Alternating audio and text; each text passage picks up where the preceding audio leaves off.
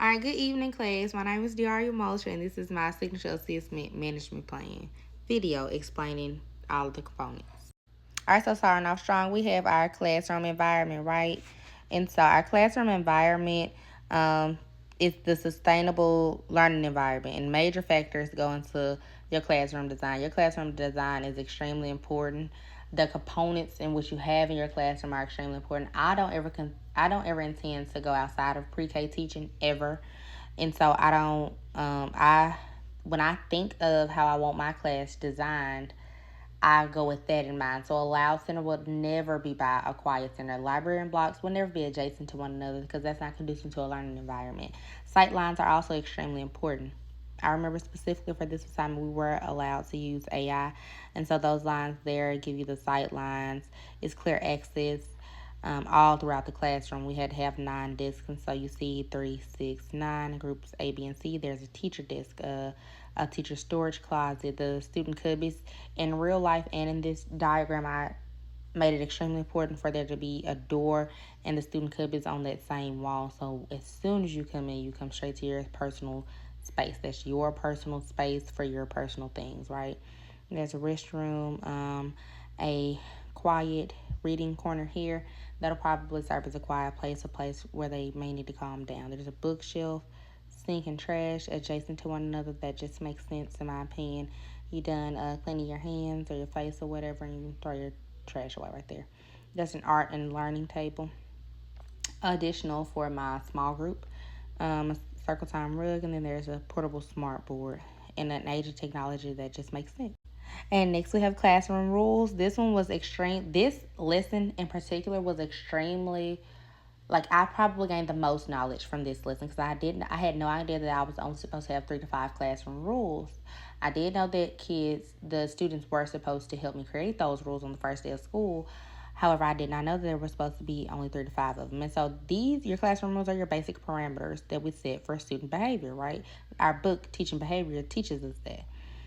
Um, and so I did learn through one of the international journals of education let me know that that level of accountability students have because they set those rules, they help create those rules, that will make it easier to implement, right? And so I chose four of the rules that I always choose. I typically have like 8. Once again, this course taught me that I was only supposed to have 3 to 5, so I chose 4, and I deemed them very essential. So first rule: our mouths are off, our ears are on, and our sorry, I got a little tongue tied there. Our mouths are off and our ears are on when someone else is speaking. That is extremely important for us to have a conducive learning environment. And it teaches social and emotional language development, right? Knowing that someone else is speaking, giving them that space to speak. A lot of times when kids enter my class at only 4 years old, they have that self concept still there that Piaget teaches us about, that self concept, the level of the world is theirs, right? And they don't see anything outside of that scope. So that rule right there kind of rules that out. Rule 2: we will always use safe hands and be kind to our friends. A lot of times we don't think about the safety being our number one priority. Safe hands does not always mean they're hitting or kicking their friends. Sometimes they're touching them inappropriately, and then the kid can go back and tell their parents. So it's always essential for me to incorporate that everyone is safe at all times. Keep your hands to yourself, please, and thank you. Rule 3: our hands are by our sides, our lips are zipped shut tightly, and we use walking feet in the line. That's important for me because I'm a pre-K teacher and I'm teaching them how to get prepared for kindergarten. Oftentimes, once again, if I revert back just to the last rule, rule 2, safety is one of my number one, that's my number one priority, really, to keep everyone safe. And so if we're all like crossing, because we have to cross the street to get to our playground, it's important for me to teach them how to walk in line safely, especially when they get to kindergarten. So rule 4: we will try our best in everything we do. We also learn from taking this course how important, in our teaching behavior book also teaches how important it is to have broad enough rules that you can encompass in everything that you teach. All right, if I'm being honest, academic and procedural transitions is the part of my management plan that I struggled the most. At first, I put my class schedule here, and then as it went further down, I saw time management. I was like, well, that's my class schedule. So I don't really know what to put here until I use my critical thinking. And I thought, when I think of procedural and academic transitions, I think of the level system that we learned about. Having a level that everyone can start off on, and for my class, so for this year, I'm named Chosen Champions, and I chose that name to give my whole entire class the idea that we're all a team, we're all work together. So everyone, day one will start off on that bronze level, their very first level, their bottom level. They'll have to meet the requirements. It's 3 out of 5 consecutive days with minimal redirection. Minimal redirection is literal, just minimal redirection. I don't have to tell you incessantly to stop, right? Or let's remember rule number 3. I don't have to do that incessantly.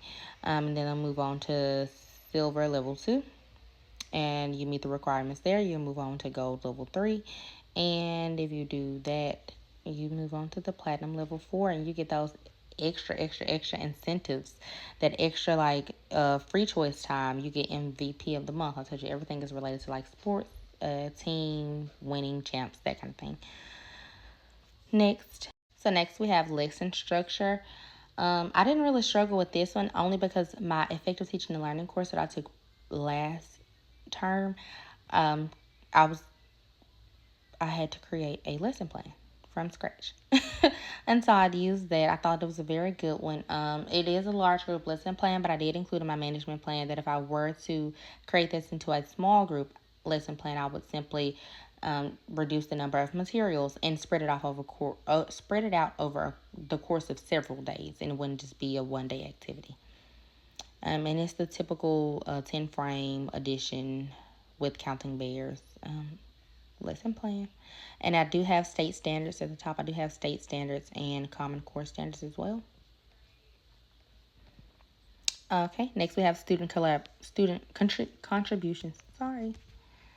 For my student contributions, I chose to implement my token system. This was extremely informative and enjoyable. For me, I made this in Canva. And so my token system is something, once again, this is something I may implement in my classroom in real life. And basically everyone will start the day with 2 trophies, and their goal is, they will set a goal of what they want to achieve, and they'll put that goal there. So I'm working for, let's say they want 10 minutes of free time today. They only have to get 2 trophies, right? They started off with those 2 trophies, right? However, if you do something to lose that trophy, you may or may not get it back, okay? And then near the end of the day will be when they assess their whether they get an incentive or not. And so I chose it. Once again, with my token economy will be based on my classroom name, Chosen Champions. So everything is pretty much centered around that. I chose trophies for winning. I think it's really decent, really neat. I did learn from this. Our teaching behavior book taught us that bigger rewards should be less frequent, and smaller rewards should be more frequent. Sorry.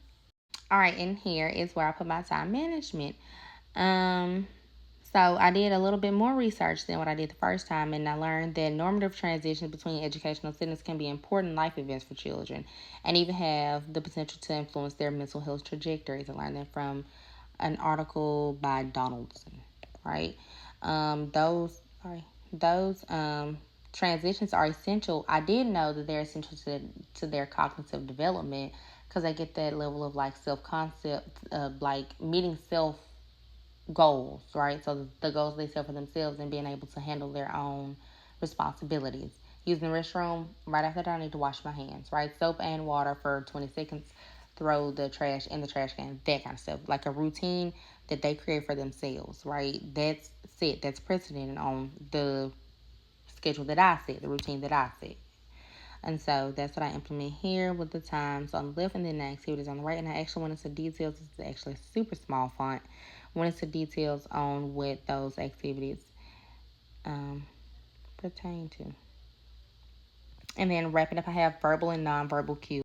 So those verbal and nonverbal cues are very essential to the development of the classroom and managing a classroom appropriately, because sometimes you need those nonverbal cues like eye contact, signs, signals, and then sometimes you need those verbal cues. One of my favorites is, "Oh, brother," and then my class is, "This guy stinks." That's a call and respond that we got from SpongeBob, and it helps them to know, Okay, it helps them to know that it's Miss D's time in the classroom. It's eyes on me, right? Thank you all for watching. That concludes my video. Thank you all for listening, and I'll take any feedback y'all offer.